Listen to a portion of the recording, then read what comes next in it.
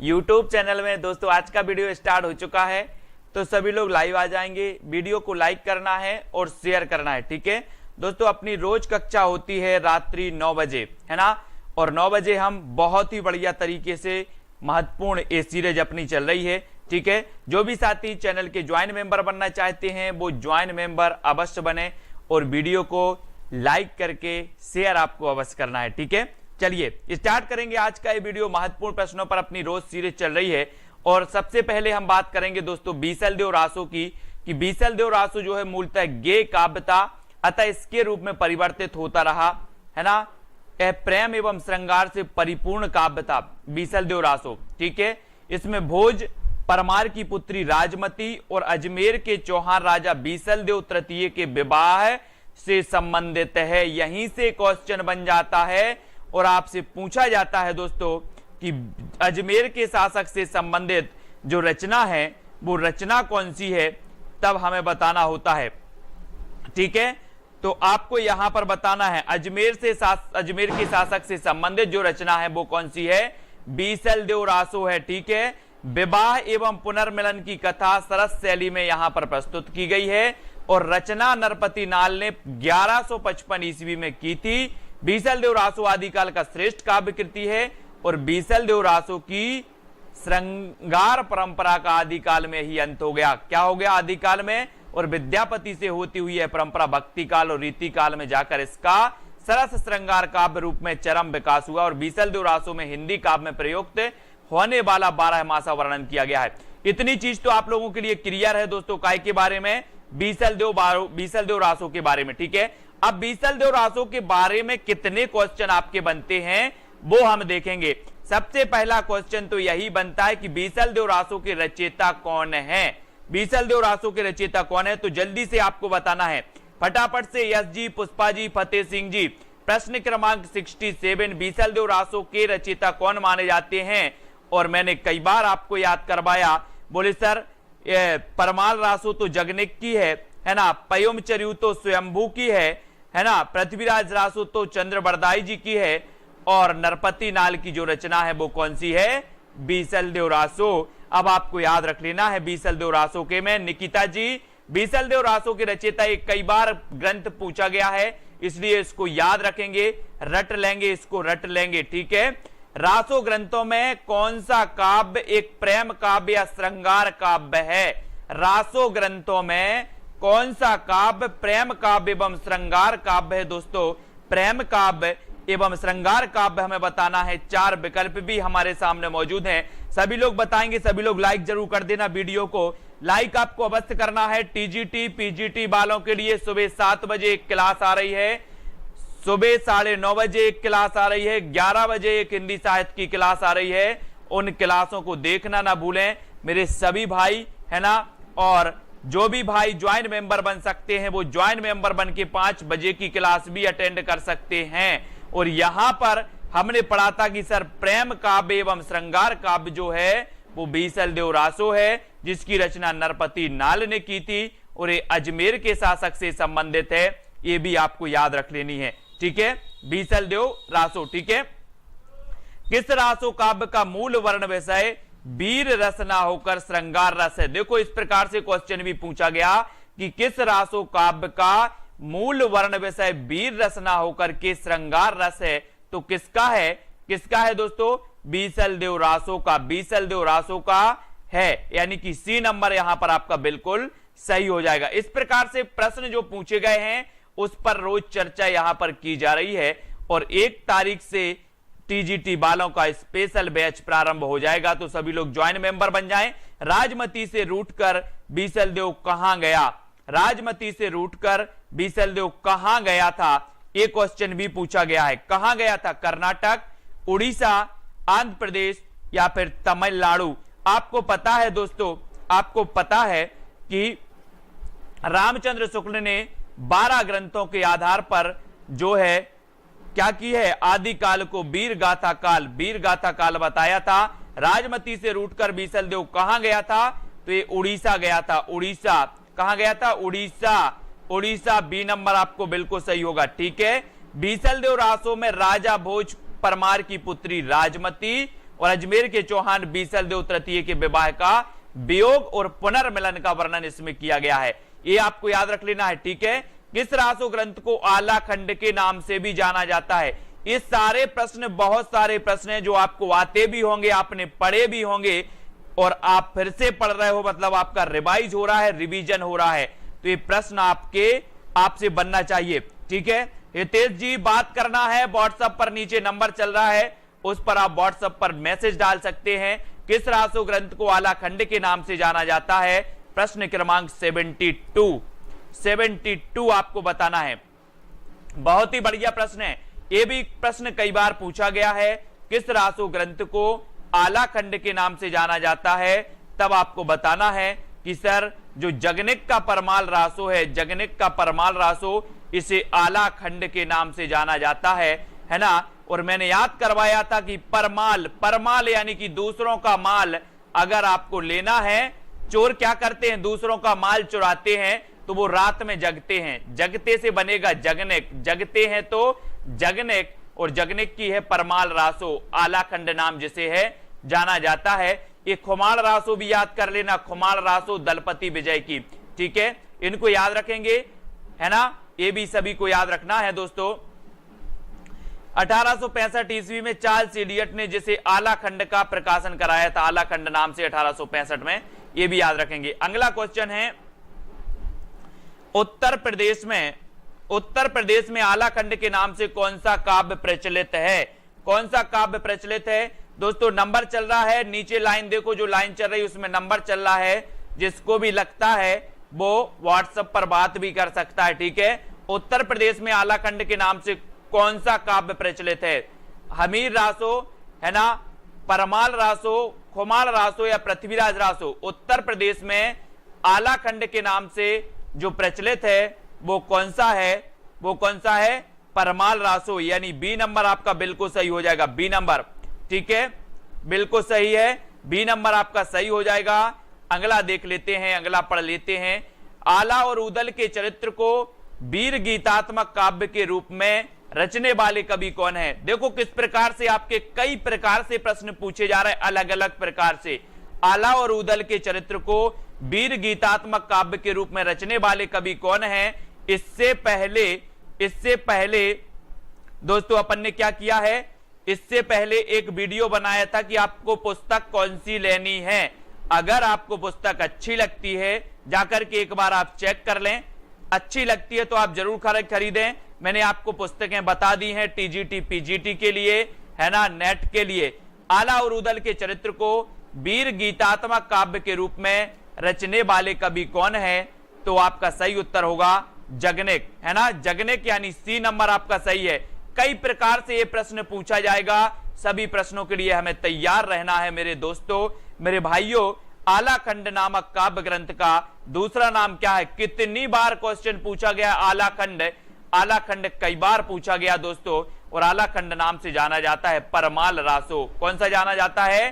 परमाल रासो, ठीक है। फिर पूछा गया कि आला खंड का दूसरा नाम क्या है? तो दूसरा नाम देखो, ये टीजीटी 2001 में पूछा गया था, ये पीजीटी 2002 में पूछा गया। आला खंड मतलब आला खंड से या परमाल रासो से एक क्वेश्चन बनता ही है।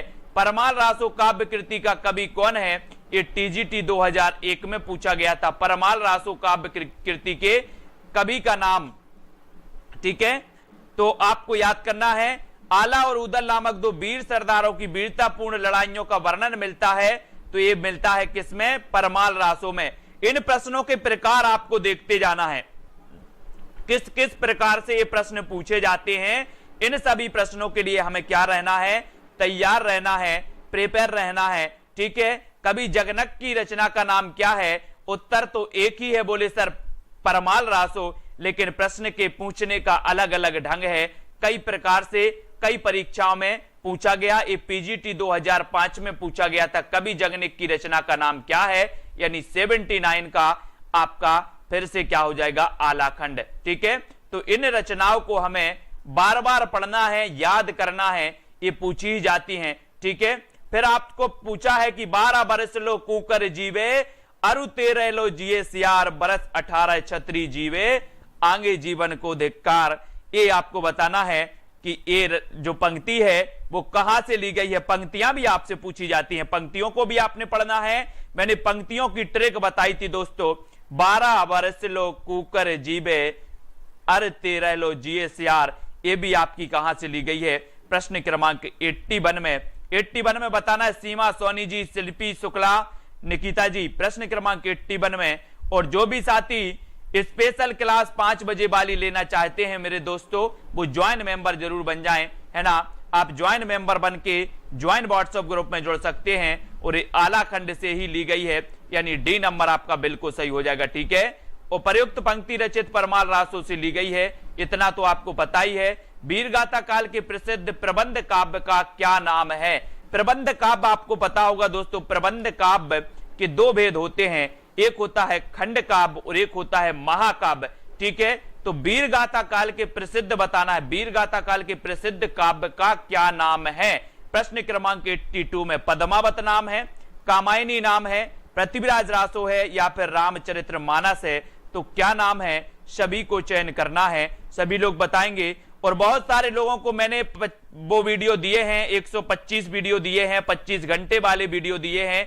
जिसको भी अभी वीडियो नहीं मिले हैं वो व्हाट्सएप करें, सभी को लिंक मिल जाएगी, ठीक है। वीरगाथा काल के प्रसिद्ध प्रबंध काव्य का नाम है पृथ्वीराज रासो और ये महाकाव्य माना जाता है पृथ्वीराज रासो, है ना। ये भी आपको याद रख लेना। एक क्वेश्चन और पूछा जाता है दोस्तों कि छंदों का अजायब घर किसे कहा जाता है। तो छंदों का अजायब घर रामचंद्रिका को कहा जाता है। ये तो आपको पता है कि सर रामचंद्रिका को छंदों का अजायब घर कहा जाता है। लेकिन अगर क्वेश्चन आपसे पूछा जाए कि आदि काल में छंदों का अजायब घर किसे कहा जाता है, तो आदि काल में पृथ्वीराज रासो को छंदों का अजायब घर कहा जाता है। और रामचंद्रिका केशव दास की ये रचना मानी जाती है। ये भक्ति कालीन रचना है, लेकिन इसे छंदों का अजायब घर कहा जाता है ना। इसको भी आपको याद रख लेना है। वीरगाथा काल का प्रसिद्ध प्रबंध काव्य पृथ्वीराज रासो है, जिसे आचार्य शुक्ल ने हिंदी का प्रथम महाकाव्य तथा इसकी रचयिता चंद्रबरदाई को हिंदी का प्रथम कवि माना है, ठीक है। पृथ्वीराज रासो के 4 पृथ्वीराज रासो के 4 संस्करण प्रसिद्ध हैं। सबसे बड़े संस्करण का प्रकाशन नागरी प्रचारणी सभा काशी से हुआ। इसकी हस्तलिपि प्रतियां उदयपुर के संग्रहालय में सुरक्षित रखी हुई हैं। यह भी आपको याद रख लेना है। 1550 ईस्वी में लिखित प्रति के आधार पर रासो का संपादन कराया गया था। 69 इसमें समय है, 69 समय है, ये भी आपको याद रख लेना है, ठीक है ना। और दोस्तों ये आपका पृथ्वीराज चौहान के दरबारी कवि थे कौन, चंद्रबरदाई। ये तो सभी को पता है, ये चीजें महत्वपूर्ण हैं जो मैंने आप तक प्रेषित कर दी। पृथ्वीराज रासो महाकाव्य के रचयिता, ये तो आपको पता ही है, चंद्रबरदाई हैं। मतलब एक क्वेश्चन भी इंपॉर्टेंट है, पृथ्वीराज रासो के रचयिता कौन है। देखो कितनी बार एक क्वेश्चन पूछा गया, चंद्रबरदाई। पृथ्वीराज रासो के रचयिता कौन है, टीजीटी में पूछ लिया गया। चंद्रबरदाई किसके दरबारी कवि थे, एक क्वेश्चन थोड़ा सा अलग आपसे पूछ लिया गया। तो किसके दरबारी कवि थे, ये भी आपको पता होनी चाहिए। महाराज हमीर के, महाराज बीसल देव के, महाराज प्रताप के या महाराज पृथ्वीराज चौहान के। तो बोले सर पृथ्वीराज चौहान के थे, किसके थे, पृथ्वीराज चौहान के, यानी डी नंबर आपका बिल्कुल सही है, डी नंबर, ठीक है, डी नंबर सही है। सभी लोग देख रहे हैं ना जो ट्रिकी वीडियो है, ट्रिकी वीडियो सभी लोग देख रहे हैं, सुबह 7 बजे वाली, सुबह 9:30 बजे वाली और 11 बजे वाली, सभी लोग जरूर देखें ट्रिकी वीडियो, जिसमें हिंदी साहित्य का आधुनिक काल भी, रीति काल भी, भक्ति काल भी सब कुछ पढ़ाया गया है। पृथ्वीराज रासो किस कवि की रचना है, ये कई बार पूछा गया है दोस्तों। जितनी बार पूछा गया उतनी बार यहां पर दिया गया टीजीटी, पीजीटी, नेट आदि में, ठीक है। हिंदी का प्रथम महाकाव्य किस रचना को माना जाता है, कामायनी को, साकेत को, पृथ्वीराज रासो या रामचरितमानस को। प्रथम महाकाव्य ज्योति कुमावत, सुशील जी, कल्पना जी, रोमा जी, सभी को धन्यवाद। जिसमें जो इमोजी दिख रहा है ना दोस्तों, एलटी ग्रेड से हो, बहुत बढ़िया। उत्तराखंड एलटी ग्रेड का भी मैं कुछ समझ रहा हूं, है ना, सिलेबस देख करके उनका भी कुछ करवाऊंगा, जरूर करवाऊंगा मेरे सभी भाइयों का। और हिंदी का प्रथम महाकाव्य किस रचना को माना जाता है, तो ये रचना भी कौन सी है, पृथ्वीराज रासो, ठीक है। कामायनी ये जयशंकर प्रसाद का है, ठीक है, ये भी आपको याद रख लेना है। 1935 में ये प्रकाशित हुआ था। साकेत भी आपको पता होगा, ठीक है, ये भी महाकाव्य है। रामचरितमानस भी महाकाव्य है। रामचरितमानस की सबसे ज्यादा टीकाएं लिखी गई दोस्तों, सबसे ज्यादा टीकाएं किसकी लिखी गई अगर आपसे पूछा जाए तो रामचरितमानस की है ना, ये आपको याद रख लेना है। ये चारों ही महाकाव्य हैं, लेकिन हिंदी का प्रथम महाकाव्य है कौन सा? पृथ्वीराज रासो, यानी डी नंबर आपका यहां पर बिल्कुल सही हो जाएगा। ठीक है, डी नंबर आपका सही हो जाएगा। फिर बढ़ जाते हैं अगले क्वेश्चन की ओर साथियों। अगला आपको यहां पर सूची सम्मिलित करना है, जल्दी से सही करो, सही चयन करना है। बीसल देव रासो किसकी रचना है? फटाफट से जल्दी जल्दी से बताते जाओ। सबसे पहले मैंने बताया कि बीसल देव रासो किसकी रचना है, इसी से बता दो आप। आपको एक का बताना है, एक का क्या होगा? हाँ, साकेत 1931 का है। बीसल देव रासो ये किसका है? चंद्रबरदाई, चंद्रबरदाई का है कि नरपति नाल का? जल्दी बताओ, गलत तो नहीं कर रहे हम, फटाफट से। बीसल देव रासो किसकी रचना है? फटाक से लिखना है। प्रश्न क्रमांक है अपना, बीसल देव रासो बताना है।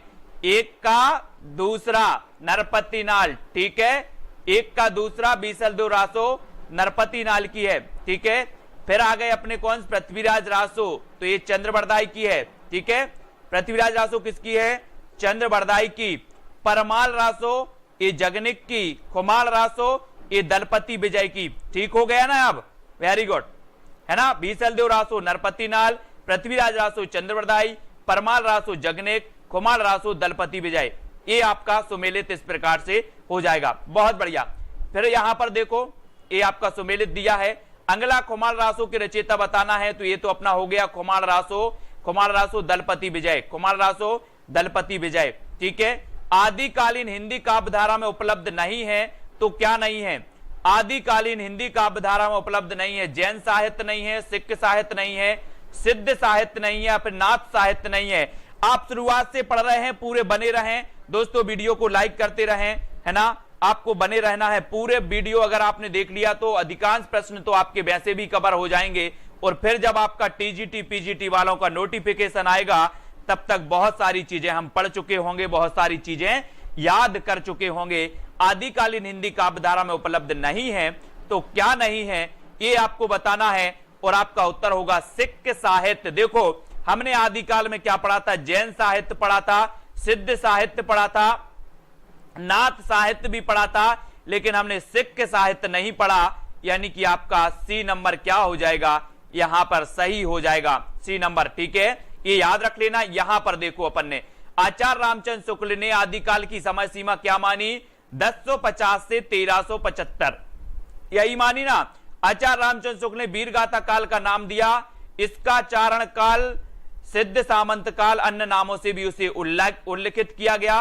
राहुल सांकृत्याय ने सिद्ध सामंत काल, चारण काल दो विद्वानों ने कहा है, एक तो राम कुमार वर्मा ने कहा है ना, और एक अपने ग्रियर्सन साहब ने भी कहा है चारण काल इसे, तो ये भी आपको याद रखना। ठीक है, और देखो यहां पर इस समय साहित्य मुख्यतः इन रूपों में मिलता है: सिद्ध साहित्य, नाथ साहित्य, जैन साहित्य, चारणी साहित्य, प्रकीर्णन साहित्य, है ना, सिख साहित्य का उल्लेख नहीं मिलता। तो ये अपन को थोड़ा सा नॉलेज हो जाता है, ज्ञान हो जाता है।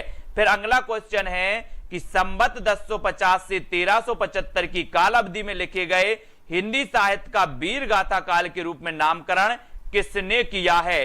प्रश्न क्रमांक 92। तो नामकरण भी आपको पता होनी चाहिए, किसने किया है?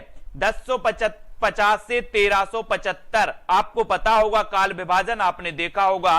दोस्तों, एक चीज पूछी जाती है कि आचार्य रामचंद्र शुक्ल ने हिंदी साहित्य का जो काल विभाजन किया है, जो कालखंडों में बांटा है, वो बांटा है 4 कालखंडों में। 4 कालखंडों में इन्होंने बांटा है।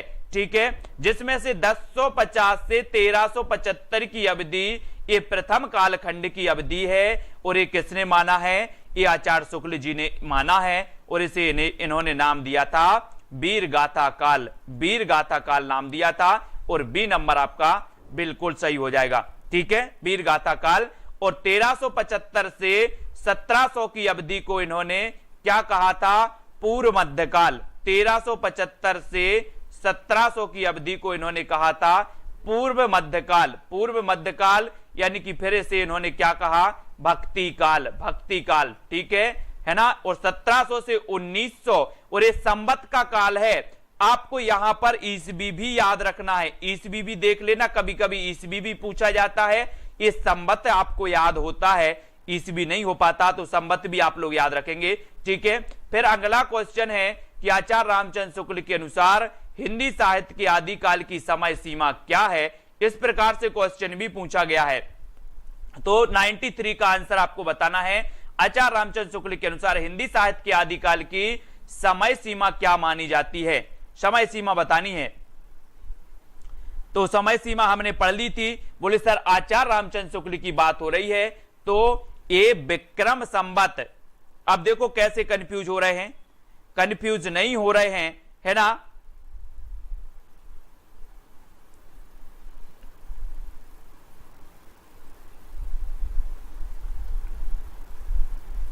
कंफ्यूज नहीं होना, है ना। ये यहां पर सन दिया है, ये यहां पर सन दिया है कि सन 1050 से 1375 और ये विक्रम संवत दिया है, तो आपका उत्तर ये विक्रम संवत हो जाएगा, ए नंबर, ठीक है, ए नंबर हो जाएगा। यहां कंफ्यूज होके बी नहीं लगा देना, नहीं तो सन लगा दो, सन नहीं लगाना हमें, विक्रम संवत है ये, ठीक है, विक्रम संवत, ठीक है। अब आपको बताना वीर गाथा काल की रचना कौन सी नहीं है, वीर गाथा काल की रचना कौन सी नहीं मानी जाती, ये आपको बतानी है दोस्तों। सभी लोग बताएंगे वीर गाथा काल की रचना कौन सी नहीं मानी जाती। 4 विकल्प हैं, 4 में से आपको चयन करना है। चयन हो जाए तो जल्दी से बता देना दोस्तों। देखो संदेश रासक अपन ने पढ़ी है, संदेश रासक अपन ने पढ़ी है, ठीक है, और जय मयंक जस चंद्रिका पढ़ी है। संदेश रासक को आदिकाल का मेघदूत कहा जाता है। आदिकाल का मेघदूत किस रचना को कहा जाता है, एक क्वेश्चन बनता है, तो ये संदेश रासक को कहा जाता है अब्दुल रहमान की, है ना।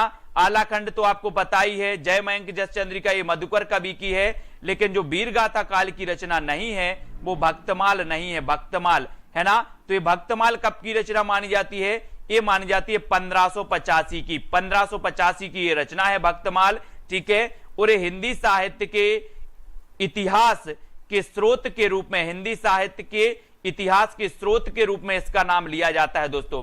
कौन का, भक्तमाल का। भक्तमाल नाभादास जी की रचना है, किसकी है, नाभादास की, और ये 1585 इसका रचना काल माना जाता है, ये भी आपको याद रख लेना है, ठीक है। नाभादास जी की इस रचना में, नाभादास भक्ति काल के कवि थे, इनकी रचना भक्तमाल है। प्रियादास की भक्तमाल की टीका 1712 ईस्वी, है ना। ये भक्तमाल की टीका लिखी ने प्रियादास ने 1712 में, लेकिन 1585 में भक्तमाल का रचना काल कितना है, 1585, ठीक है। 1712 भक्तमाल की टीका लिखी गई और इसमें 200 भक्तों का 316 छप्पयों में वर्णित है। भक्तमाल में तुलसीदास जी को भक्तमाल का सुमेरु कहा है, यह भी आपको याद रखना है। और संदेश रासक अब्दुल रहमान की रचना है और जय मयंक जस चंद्रिका ये मधुकर की है। और संदेश रासक को आदिकाल का मेघदूत कहा जाता है। रिंकू रानी जी, सुमन जी, अनिता जी, सभी लोग उत्तर बताएंगे फटाफट से कि इनमें से कौन सा कवि आदिकाल का नहीं है। तो आदिकाल का कभी भी आपको याद होनी चाहिए, कभी भी आपसे पूछे जाते हैं, बिल्कुल बेहिचक आपको होना चाहिए कौन सा आदिकाल का है, कौन सा भक्ति काल का है, कौन सा रीति काल और कौन सा आधुनिक काल में विभिन्न कालों के कवि हैं। तो इनमें से कौन सा कवि आदिकाल का नहीं है बताना है।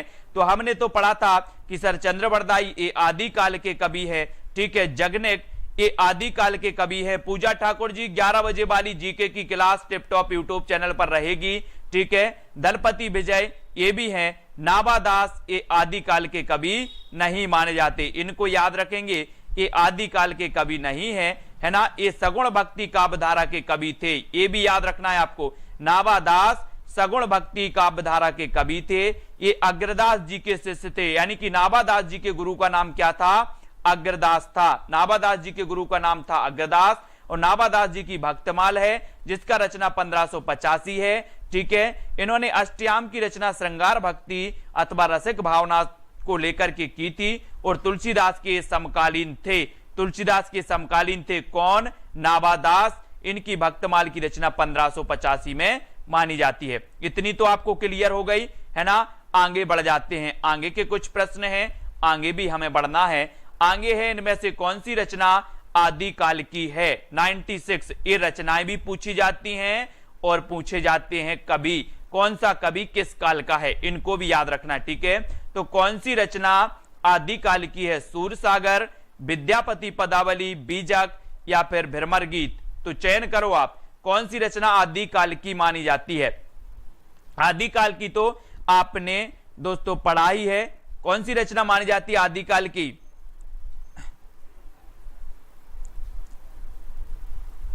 प्रश्न क्रमांक सोनू सिंह जी, नहीं ज्वाइन मेंबर का नहीं, सभी का नाम लेते हैं बीच बीच में, है ना। इनमें से कौन सी रचना आदिकाल की है? तो आदिकाल की कौन सी है? विद्यापति पदावली, है ना। विद्यापति पदावली एक इनकी पंक्ति है कि मिठो मिठो बोल थारो काय बिगड़े थारो काय बिगड़े, ठीक है। मिठो मिठो बोल थारो काय बिगड़े विद्यापति जी की एक पंक्ति मानी जाती है। और विद्यापति पदावली दोस्तों इनकी रचनाएं कौन कौन सी? 3 रचनाएं आपको याद रख लेना विद्यापति जी की। कौन कौन सी याद रखोगे विद्यापति जी की? एक तो पदावली है, पदावली मैथिली भाषा में है, पदावली इनकी मैथिली भाषा में विद्यापति जी की। कीर्ति लता और कीर्ति पताका इनकी 2 रचना अबहट्ट भाषा में है। किसमें है? अबहट्ट में है, इनको भी याद रखना है, ठीक है।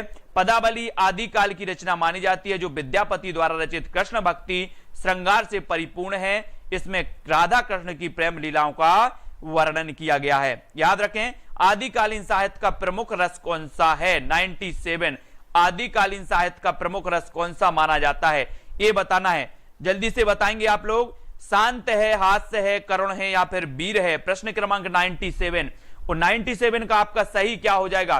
दोस्तों इसी प्रकार से बने रहना है। भाग्यश्री जी नेट की होती है, ज्वाइन मेंबर के लिए होती है, नेट एग्जाम के लिए, है ना। ज्वाइन मेंबर वाले सभी लोग कर रहे हैं। और आदिकालीन साहित्य का प्रमुख रस है तो डी नंबर यानी वीर रस। आदिकालीन साहित्य का प्रमुख रस वीर रस है, इसलिए इस समय को, इस काल को वीर गाथा काल कहा, ठीक है। वीर गाथा काल, ये चीज भी आपको याद रखनी है, ठीक है। बहुत बढ़िया, ये आपको याद रखना है दोस्तों। आदिकालीन साहित्य का प्रमुख रस कौन सा है? वीर रस है, ठीक है। आचार्य रामचंद्र शुक्ल ने आदिकाल का नाम वीर गाथा काल रखा है। इस नामकरण का आधार स्पष्ट करते हुए वे लिखते हैं कि आदिकाल की इस दीर्घ परंपरा के बीच प्रथम 150 वर्ष के भीतर तो रचना की किसी विशेष प्रवृत्ति का निश्चय नहीं होता। धर्म, नीति, वीर सब प्रकार की रचनाएं दोहों में मिलती हैं, ठीक है। ये इन्होंने एक वो दिया था। विद्यापति ने कुल कितने ग्रंथों की रचना की? मोस्ट इंपॉर्टेंट रचना है दोस्तों, बहुत ही बढ़िया है। विद्यापति जी ने कुल कितने ग्रंथों की रचना की है? वैसे हमें पता है कि 2 अबहट्ट में, 1 पदावली में, बाकी संस्कृत में इन्होंने रचनाएं की हैं। ये क्वेश्चन पूछा जाता है, यानी कि इसमें IMP लगा लेना, IMP। विद्यापति ने कुल कितने ग्रंथों की रचना की है तो आपको बताना है, चयन करना है आपका। कपिल कुमार जी उत्तर क्या हो जाएगा? प्रश्न क्रमांक 98 का विद्यापति ने कुल कितने ग्रंथों की रचना की है? तो इन्होंने की है दोस्तों 14 ग्रंथों की। कितने? 14 ग्रंथों की। 14 ग्रंथों की, 1 4 1 और 4 14 होते हैं। और 14 ग्रंथों की इन्होंने रचना की है ना। 2 अबहट्ट में, 1 मैथिली में, बाकी संस्कृत में। ये आपको याद रख लेना। डी नंबर आपका बिल्कुल सही है। क्वेश्चन कई बार पूछा गया। विद्यापति की अधिकांश रचना संस्कृत एवं अबहट्ट में है। कीर्ति लता और कीर्ति पताका इनकी अबहट्ट में है। तीसरी रचना पदावली मैथिली में है, ठीक है।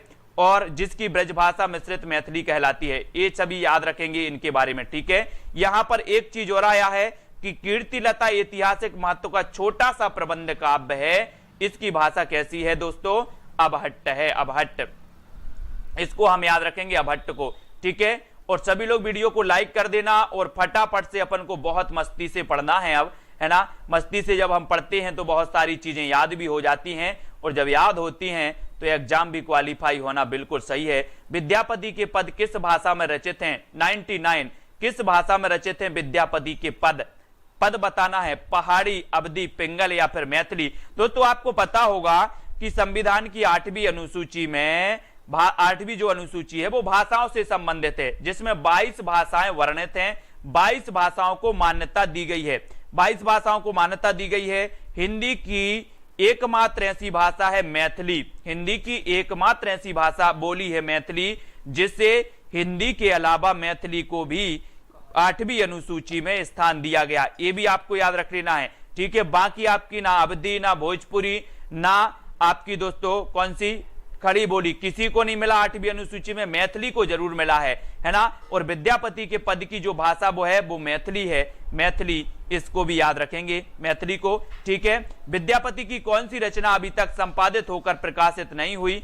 तो बताना है ये संपादित होकर प्रकाशित नहीं हुई है। मोस्ट इंपॉर्टेंट, बहुत बढ़िया प्रश्न है। विद्यापति की कौन सी रचना अभी तक संपादित होकर प्रकाशित नहीं हुई है? तो वो रचना है कौन सी? कीर्ति पताका। कौन सी रचना है? कीर्ति पताका, कीर्ति लता। आप कैसे याद रखोगे? पद लता पताका, पद लता पताका, पद लता पताका, ये विद्यापति की हैं, सभी को पता है। विद्यापति इसमें से किस रचना के आधार पर मैथिल कोकिल कहलाए? आपको पता है कि इन्हें मैथिल कोकिल कहा जाता था, विद्यापति को, है ना, मैथिल कोकिल। और किस रचना के आधार पर ये कहलाए, ये भी आपको बतानी है। तो कमेंट में फटाफट से ब्रजेश जी लिखना है, राजेश जी, विद्यापति इनमें से किस रचना के आधार पर मैथिल कोकिल कहलाए? तो वो रचना है कौन सी? पदावली। बिल्कुल सही आंसर आया, पदावली के आधार पर। इंपॉर्टेंट क्वेश्चन है, भूलना नहीं सभी लोग, ठीक है। सभी लोग लाइक कर देना, सब्सक्राइब कर लेना चैनल को। बहुत सारी रचनाएं, सुबह 7 बजे वाली जो रचना है, एक वीडियो आती है सुबह 7 बजे ट्रिकी वीडियो, फिर दूसरी वीडियो आती है सुबह 9:30 बजे, तीसरी वीडियो हिंदी साहित्य की 11 बजे आती है, चौथी वीडियो आती है शाम को 5 बजे ज्वाइन मेंबर के लिए केवल, ठीक है, और 5वीं आती है आपकी 9 बजे। यानी कि 5 क्लासें आपकी हिंदी साहित्य की रोज चल रही हैं, तो भूलना नहीं। और पदावली यहां पर आपका बिल्कुल सही होगा। आचार्य रामचंद्र शुक्ल ने हिंदी साहित्य के इतिहास में लिखा है कि विद्यापति जिसकी रचना के कारण मैथिल कोकिल कहलाए, वह रचना है पदावली। इन्होंने अपने समय की प्रचलित मैथिली भाषा का व्यवहार किया, और विद्यापति पद के अधिकतर श्रृंगार के ही हैं, जिनमें नायिका और नायक राधा कृष्ण हैं विद्यापति के में, ठीक है। तो ये याद रखना। देसिल बयना सब जन मिठा, ये पंक्ति तो कई बार पूछी गई दोस्तों, चाहे नेट एग्जाम हो, चाहे टेट एग्जाम हो सिद्धार्थ शुक्ल जी, चाहे नेट हो, चाहे पीजीटी हो, चाहे टेट हो, चाहे आरपीएससी, कोई भी एग्जाम हो, ये पंक्ति कहीं नहीं छूटी। देसिल बयना सब जन मिठा, है ना, मिठा से बना क्या? मिठा मिठा बोल। मैंने यही करवाया था याद, यहां पर आया था दोस्तों मिठा, यहां पर आया था क्या? मिठा। और मैंने आपको एक सॉन्ग सुनाया था कि मिठा मिठा बोल थारो कई बिगड़े, जिसमें विद्या होगी, जिसमें विद्या होगी वो मीठा मीठा बोलेगा, जिसमें विद्या होगी वो मीठा मीठा बोलेगा। तो ये मिठा आया यहां पर, मिठा। तो ये विद्यापति जी है, मिठा, ए नंबर, ठीक है। विद्या होगी तो मिठा मिठा बोलेंगे, नहीं होगी तो कड़वा बोलेंगे, कर्कश बोलेंगे, है ना। अब प्रस्तुत उक्ति की जिसका अर्थ क्या है कि अपना देश या अपनी भाषा सबको मीठी लगती है, इसलिए अपन को मीठी भाषा ही बोलना है। यही जानकर मैंने इसकी रचना की है। कवि कोकिल विद्यापति का पूरा नाम विद्यापति ठाकुर था, विद्यापति ठाकुर, है ना। इन्हें कोकिल, कवि कोकिल भी कहा जाता था, ये भी आपको याद रख लेना है। और देसिल बयना सब जन मिठा, मिठा मिठा बोल थारो काय बिगड़े, है ना। इसलिए मिठा मिठा बोलना है, सभी को अच्छा लगना चाहिए। कौन सा कवि अभिनव जयदेव की उपाधि से विभूषित हुआ? 103 का आंसर बताना है। विद्यापति, सूरदास, कोम्मनदास या फिर नंददास? जल्दी से बताना है। अमित कुमार जी बिल्कुल सही है। कौन सा कवि अभिनव जयदेव की उपाधि से विभूषित हुआ? नीचे जो नंबर चल रहा है दोस्तों, इस नंबर पर आप मैसेज कर देना, तो आपको टेलीग्राम ग्रुप की लिंक मिल जाएगी। जो भी साथी ज्वाइन होना चाहते वो ज्वाइन हो जाना, ठीक है। और कौन सा कवि अभिनय जयदेव की उपाधि से विभूषित किया गया, है ना। तो आपका दोस्तों पता होगा कि कौन सा कवि अभिनय जयदेव की उपाधि से विभूषित किया गया। तो अभिनय जयदेव। और एक चीज और बता देना, यहां पर आ गया जयदेव, जयदेव। दोस्तों एक चीज बताना, बोले सर जिसमें विद्या होगी उसकी जय होगी, जिसमें विद्या होगी, इतिहास उठाकर देख लो, जिसमें विद्या थी उसकी आज भी हम जय करते हैं, जिसमें विद्या थी उसकी जय करते हैं। तो विद्यापति को ही हम जयदेव बोलेंगे, अभिनय जयदेव, है ना। ऐसे याद करेंगे। विद्यापति ने ओएन बार राजवंश के विभिन्न आश्रयदाताओं के संरक्षण में गीत रचे। इनके गीतों के भाव वैशिष्ट माधुर गुण से प्रभावित होकर ओएन बार कुल शिरोमणि महाराज शिव सेन ने विद्यापति को, किसने कहा था? महाराज शिव सेन ने विद्यापति को अभिनय जयदेव की उपाधि दी थी। कभी क्वेश्चन अगर आपसे पूछ लिया जाए कि विद्यापति को अभिनव जयदेव की उपाधि किसने दी थी, तो महाराज शिव सेन ने। किसने दी थी? महाराज शिव सेन ने। इसको आप लोग नोट्स कर लेना कहीं भी, फिर अगला क्वेश्चन है, ये भी पूछा गया अभिनय जयदेव, ये कई बार पूछा गया है दोस्तों, इसको आप नोट्स कर लेंगे विद्यापति जी को, ठीक है। कौन सा नाम नाथपंथी साधकों में शामिल नहीं है? नाथपंथी साधकों में शामिल नहीं है तो कौन सा नहीं है? जलंधरी पाव, कंडपा, भरथरी या फिर चुड़कर नाथ। नाथ संप्रदाय आप लोग पढ़ते हैं, मच्छेंद्र नाथ, गोरखनाथ, है ना, ये सभी पढ़ते हैं। तो कौन सा नाम नाथपंथी साधकों में शामिल नहीं है, तो कौन सा नहीं है, कमेंट में आपको लिख देना है। और किसको वो 25 घंटे वाला वीडियो नहीं मिला है, किसको नहीं मिला है?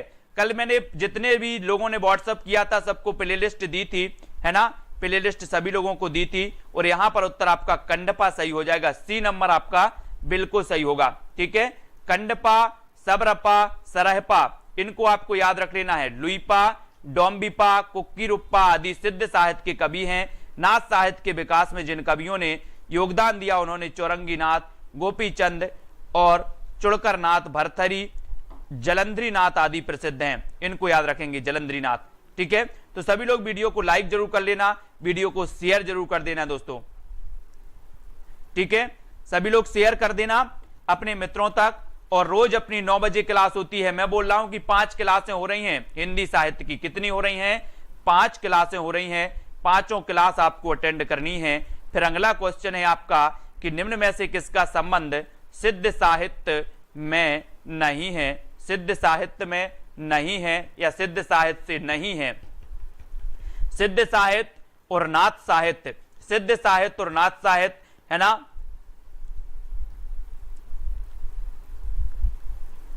और ये आपका होगा डी, गोपीचंद। गोपीचंद, ये गोपीचंद नहीं थे सिद्ध साहित्य। कुक्कुरिया, सबरपा, सरहपा, ये सिद्ध साहित्य से संबंधित थे, ठीक है।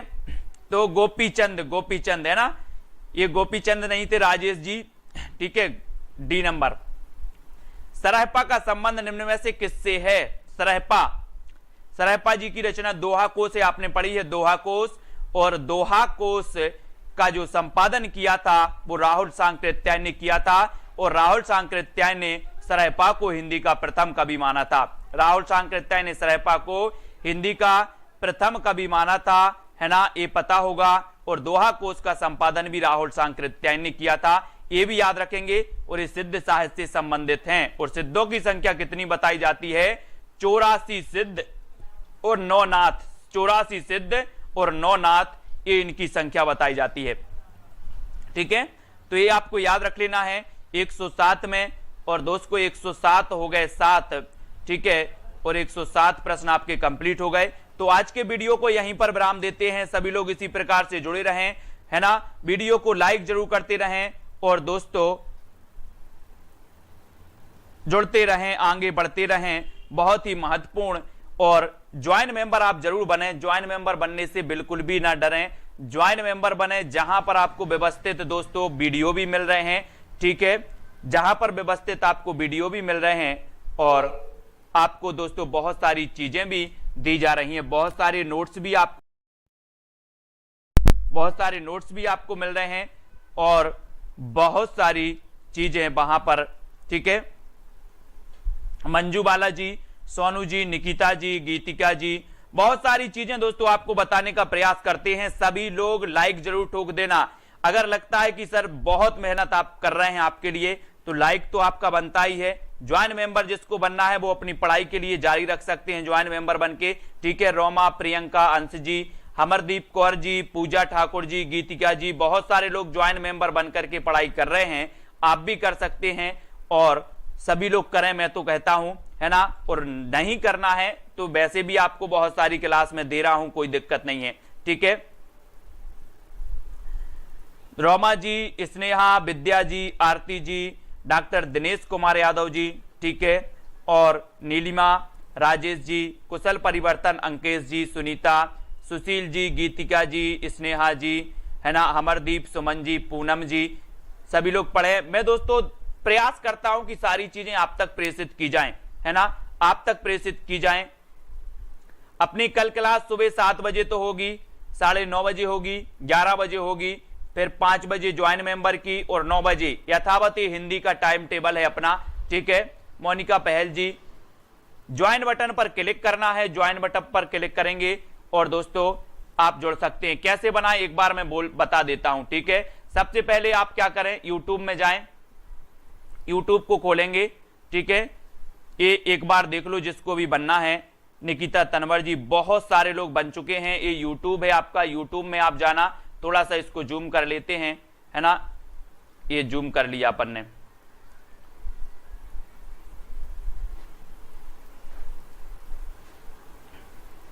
ये आपने जूम कर लिया दोस्तों, ठीक है।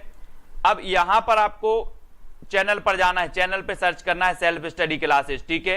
ये आपको यहां पर ज्वाइन दिख रहा होगा, शामिल हो या फिर ज्वाइन, ठीक है। शामिल हो या ज्वाइन, इस पर क्लिक करो। आप क्लिक करोगे इस प्रकार का इंटरफेस, 3 प्लान आपको, silver plan, gold plan, diamond plan, इस प्रकार से दिखेंगे, ठीक है। तो आप कोई भी प्लान लेकर के आप ज्वाइन हो सकते हैं, है ना। और सभी लोग वीडियो को लाइक कर देना। इस प्रकार से आप करेंगे, जैसे मान के चलो ये गोल्ड प्लान आपने लिया है और गोल्ड प्लान लिया है और यहां पर इस पर क्लिक करें और शामिल हो पर आप करें, ठीक है। तो आपका इस प्रकार से इंटरफेस खुल जाएगा। यहां से आपको एटीएम, यहां से आपको एटीएम यानी कि डेबिट क्रेडिट कार्ड से आपको, क्रेडिट या डेबिट कार्ड से आपको यहां पर क्रेडिट कार्ड नंबर डालना है, फिर उसकी डेट डालना है और सीबीसी नंबर डालना है। पलट करके कार्ड के पीछे आपको सीबीसी नंबर मिल जाएगा, ठीक है।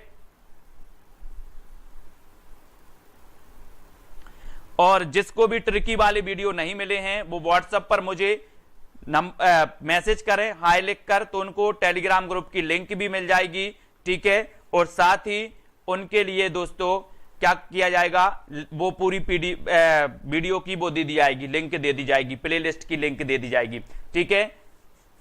सीबीसी नंबर कहलाता है, एटीएम कार्ड को पलट के पीछे देखो, पीछे व्हाइट में आपको नंबर लिखा होगा, उसके लास्ट 3 डिजिट आपको ज्वाइन डालना है, ठीक है। तो दोस्तों आज के लिए वीडियो के लिए बस इतना ही। जिसको बनना है वो बन सकते हैं, वीडियो को लाइक और शेयर कर सकते हैं, ठीक है। सभी को कैसा लगा ये हमारा दोस्तों, और मैं निरंतर तो आपको इसी प्रकार से वीडियो देता रहूंगा। जुड़े रहें, लाइक करें, शेयर करें। आज की वीडियो के लिए बस इतना ही। जय हिंद। पुष्पलता, मोनिका, राधिका, है ना, और सभी को जय हिंद दोस्तों। सरिता जी, हेमा जी, मुकेश जी, स्टार, कृष्णा, प्रियंका जी, कल्पना जी, है ना, चंद्रधारी, बहुत बढ़िया, थैंक यू, सभी को धन्यवाद। मिलते हैं